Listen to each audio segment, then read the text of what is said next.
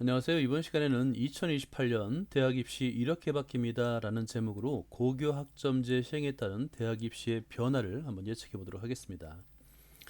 먼저 고교 학점제가 무엇인지 알아볼 필요가 있는데요. 이에 대한 내용은 전에 동영상에서 한번 설명을 해드렸습니다. 2022년 고등학교는 이렇게 바뀝니다 라는 제목의 동영상을 한번 찾아보시기 바라고요. 이 동영상 링크는 아래 하단에 달아두도록 하겠습니다. 먼저 고교 학점제에서 수업 시간의 변화에 대해서 한번 알아볼 건데요. 현행은 단위제, 그 다음에 고교 학점제 두 개가 차이가 있어요.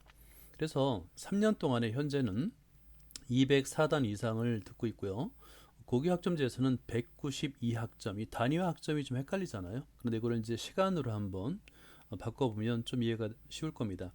일주일 기준으로 해서 34교시를 듣고 있어요. 여기서 교시는 1시간입니다. 그래서 간단하게 34시간을 듣는 것이 현재의 단위제고요. 고교 학점제에서는 32시간으로 2시간이 줄어들게 됩니다. 3년을 만약에 3년 동안 이수 시간을 계산하게 되면 현행 단위제에서는 3,468시간, 3,468교시를 듣게 되는데 반해서 고교 학점제에서는 3,264교시, 3,264시간을 듣게 돼서 3년 동안에 대략 204시간이 감축됩니다. 따라서 학생들의 수업 부담은 많이 줄어들 것으로 예상할 수 있습니다. 다음에는 대학 입시 제도에 대해서 간단하게 먼저 설명을 드릴게요. 2년 앞당겨지면서 현 중1, 중2는 현행 입시 제도를 그대로 유지합니다. 반면에 현재의 초등학교 이하, 즉 초등학교 6학년 이하인데요. 현재의 초등학생들은 전부 다 2028년도 대학 입시 제도를 따르게 되는데 2028년도 대학 입시 제도는 언제 발표되냐면 2024년 2월 달에 발표될 예정입니다. 따라서 정확한 것은 2024년도 2월 달에 발표되는 2028 대학 입시 제도를 보면 정확할 것인데 현재 어느 정도의 방향은 예측할 수가 있습니다. 근데 그걸 말씀드리기 앞서 좀 문제되는 것이 뭐냐면 현재의 중학교 1학년과 중학교 2학년 학생들인데요. 현재의 중학교 1학년과 중학교 2학년 학생들은 재학 중에는 고교 학점제 교육과정을 따르고요. 문제는 시험은 수능이죠. 수능은 현행 대학 입시 제도를 그대로 따릅니다. 이게 좀 아마 많은 혼란이 있을 거로 예상이 돼서 현재의 중1, 중2 학생들은 이 부분을 좀 염두에 두고 준비할 필요가 있을 것 같습니다. 이제부터 고교 학점제 기반 2028년도 대학 입시 제도를 한번 예측해 보도록 하겠습니다. 어디까지는 예측이고요. 정확한 것은 2024년도 2월 달에 발표되는 내용을 참고하기 바랍니다. 2028년 대학 입시 과연 어떻게 바뀔까요? 먼저 확실한 것은 수능은 반드시 개편된다는 거예요. 전문가들에 따르면 세 가지 방안을 주로 얘기하고 있는데요. 첫 번째 가능성이 제일 큰 것이 뭐냐면 수능이 절대평가로 전환된다는 것입니다. 이거는 고교 학점제로의 개편과 맞물리게 되는 건데요. 수능이 절대평가로 전환되게 되면 수능은 단지 대학 입학 자격고사 수준으로 변별력이 많이 떨어지게 됩니다. 두 번째 가능성은 20% 내외, 여기서 20% 내외는 교과별 20%일 수도 있고요. 아니면 점수, 전체 점수에 대한 20%를 말하기도 합니다. 내외의 서술형 평가를 본다는 건데요. 이 서술형 평가를 통해서 오히려 수능 변별력을 상향 조정하겠다는 의도도 있습니다. 그런 의견도 있는데 여기서 왜 서술형 평가가 나왔냐면 사실은 대학 입시에서 객관식 문항으로 학생을 선발하는 국가가 많지 않습니다. 대표적으로 우리나라 사람들은 여지껏 계속해서 오지선다형 객관식 문제를 계속 보다 보니까 그게 당연시 여기는데 대부분의 국가, 특히 이제 OECD 평균 회원 국가들은 대부분이 서술형 평가를 보고 있습니다. 그에 따라서 우리나라도 서술형 평가를 도입해야 된다는 그런 의견들이 굉장히 많거든요. 그 의견에 따라서 20%를 한번 적용하자라는 의견이 있습니다. 그런데 이거는 좀 문제가 있는 것이요. 1년에 우리가 수능에 응시하는 학생들 수가 대략 50만이거든요. 물론 해마다 줄어들고 있지만 50만 명 학생들의 서술형 평가를 한다는 것이 정말 쉽지가 않을 것 같아요. 그래서 이거는 도입하기가 간단한 문제가 아니다라고 생각하고 있고 여기 화면에는 적지 않았지만 세 번째로 대학별 본고사를 도입하자. 아주 옛날에 학생들이 전부 다 원하는 대학에 가서 각 대학에서 출제한 문제들을 직접 봤거든요. 그걸 본고사라고 하는데 그렇게 하자라는 의견도 있어요. 근데 그거는 아마 가능성이 거의 없다고 봅니다. 왜냐하면 대학별 본고사의 패단이 굉장히 심했어요. 그래서 그거를 극복하기 위해서 만든 게 바로 수능이었거든요. 그래서 첫 번째, 두 번째 가능성이 있는데 여기서는 주로 수능을 절대평가로 전환한다는 의견에 대해서 한번 설명을 해드리도록 하겠습니다. 수능이 반드시 개편돼야 된다는 의견은 고교학점제의 가장 큰 이유가 입시제도의 개선에 있어요. 현재 입시제도를 그대로 둔 채로 고교학점제를 운영한다는 것은 의미가 없습니다. 왜냐하면 교육과정 자체가 입시를 전제로 해서 입시에 영향을 굉장히 크게 받거든요. 그래서 입시제도를 그대로 둔 채로는 절대 고교학점제를 성공적으로 운영할 수가 없습니다. 그래서 수능은 반드시 개편될 것으로 보입니다. 두 번째로 고교학점제에서는 공통 과목을 제외하고 모든 학생이 서로 다른 과목을 이수합니다. 그러니까 고교학점제의 첫 번째 특징이 뭐냐면 학생 개인별 서로 다른 시간표를 갖게 된다는 건데요.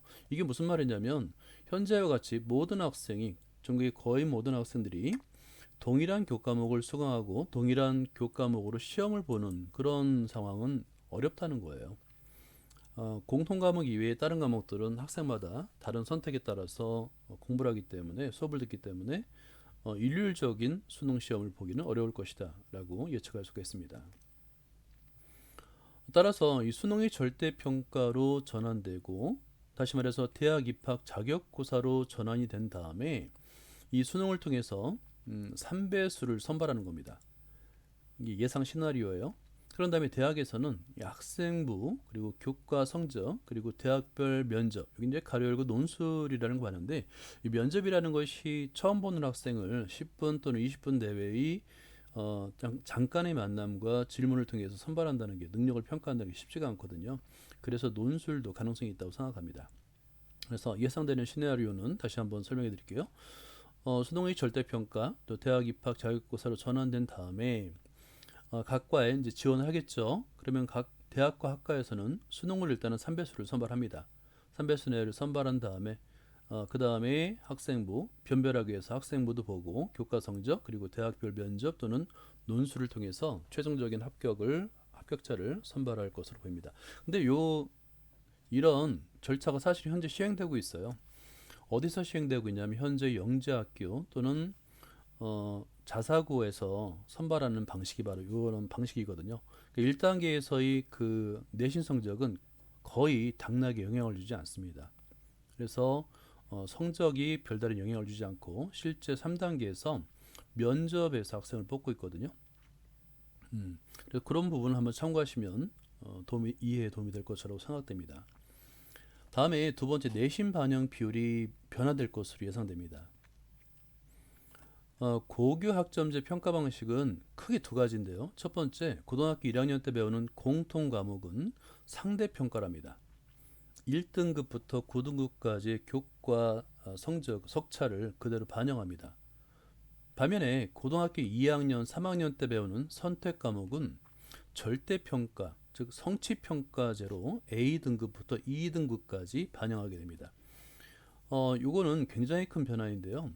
이 절대평가 또는 성취평가제로 반영하게 되면 예를 들어서 그 시험이 쉽게 출제되거나 아니면 모든 학생이 열심히 노력했을 때 그 과목 전체 학생이 A등급을 받을 수 있다는 거거든요. 따라서 대학 입장에서는 이 절대평가 과목으로는 변별을 할 수 없기 때문에 반영을 하기가 좀 어렵고요.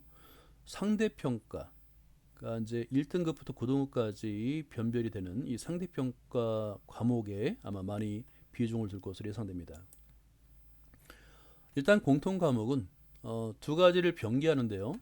성취평가 A등급부터 2등급까지 성취평가와 함께 동시에 과목별 석차인 상대평가, 상대평가니까 1등급부터 9등급까지 석차가 병기가 됩니다.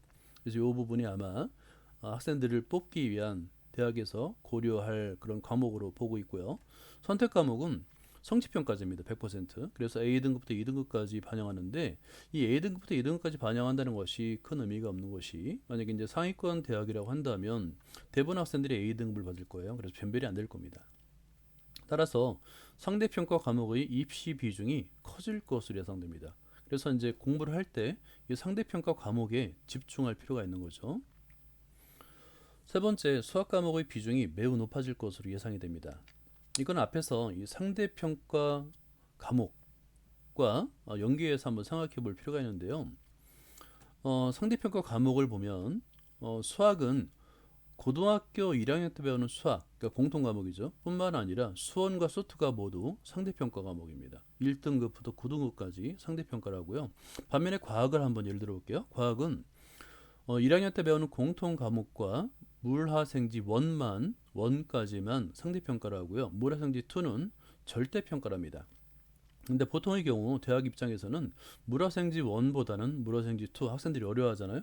물화생지 2에서 2를 통해서 학생들을 뽑기를 원하는데 물화생지 2가 절대평가가 되면서 학생을 선발하기가 변별하기 어려워지는 거예요.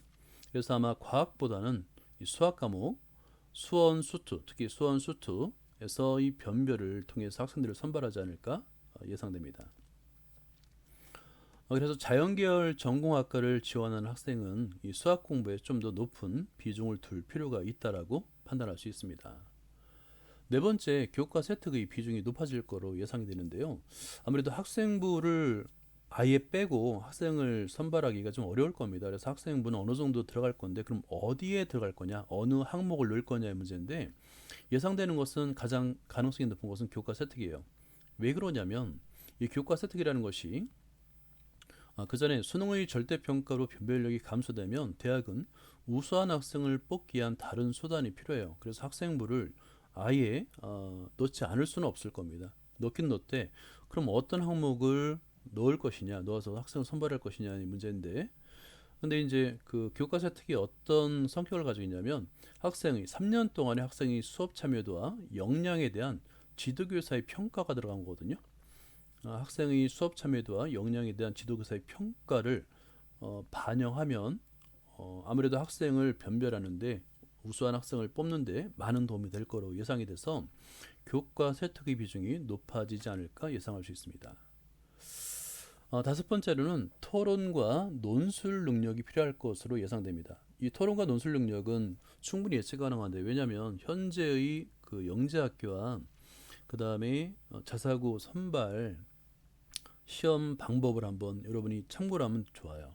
그러면 어떤 방법으로 학생들을 선발하고 있는지 영재학교와 자사고에서 학생들을 어떤 선발하는지를 그걸 보면 토론과 논술 능력이 왜 필요한지를 이해할 수가 있을 겁니다. 현재 영재학교 자사고에서 입시에서 한번 힌트를 얻을 수 있는데요. 1차는 내신 성적의 비중은 굉장히 낮아요. 영재학교 같은 경우는 불과 2, 3년 전만 하더라도 1차에 지원하는 모든 학생 100%를 합격을 시켰습니다. 그리고 나서는 어차피 자체 시험과 자체 평가와 면접을 통해서 변별이 되다 보니까 그냥 다 합격시켜 준 거예요. 근데 지금은 좀 변하긴 했지만 자사고도 큰 차이는 없습니다. 전교에서 1, 2, 3등 하는 학생이나 전교에서 뭐 100등 밖에 하는 학생이나 다 합격했어요. 대부분이 1차에서는. 그리고 나서 2차 자체평가. 물론 이제 자사고는 자체평가가 없었지만 3차 구술 면접에서 최종 합격자를 충분히 우수한 학생을 선발할 수 있었거든요. 그래서 2차와 3차 자체평가와 3차 구술 면접의 비중이 높아질 것으로 예상이 됩니다. 따라서 그러면 논술과 면접에 대한 준비는 어떻게 하느냐? 방법은 간단합니다. 개념 중심, 그러니까 문제풀이 위주 말고요. 개념 중심, 개념을 100% 이해한다는 생각을 가지고 개념 중심의 공부를 하면 됩니다. 그리고 말과 글로 자신의 생각을 표현하는, 논리적으로 표현해야 되겠죠. 논리적으로 표현하는 능력을 기르는 공부를 하면 됩니다. 여기까지고요. 다음 편 동영상에서는 2028년 대학 입시 어떻게 준비할까? 이 준비 방법 주로 이제 초등학생들과 초등학교 학부모님들이 한번 참고를 하면 좋을 내용을 가지고 동영상을 만들어 보도록 하겠습니다. 수학의 모든 것을 여러분과 함께 나누겠습니다. 감사합니다.